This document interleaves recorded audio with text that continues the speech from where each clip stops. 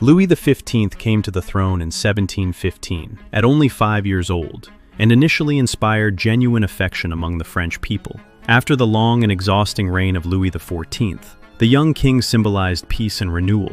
In 1744, when Louis fell seriously ill in Metz, crowds prayed openly for his recovery. When he survived, the people hailed him as Louis le Bien-Aimé, Louis the Beloved. That affection did not last. Louis XV gradually withdrew from governance, leaving much of the state's decision-making to ministers, while he focused on court life and personal pleasure. His romantic life became notorious. He maintained a succession of official mistresses, most famously Madame de Pompadour, who held immense political and cultural influence, and later Madame du Barry, whose presence at court scandalized both the nobility and the public. Beyond these public relationships, Louis secretly housed dozens of young women in a discreet complex near Versailles, known as the Parc aux Cerfs. These arrangements were funded by the state at a time when France faced rising debt, military defeats in the War of the Austrian Succession, and the 7 Years' War, and increasing hardship among the population. As taxes rose and bread became scarce, pamphlets and political satire increasingly portrayed the king as immoral, indifferent, and corrupt.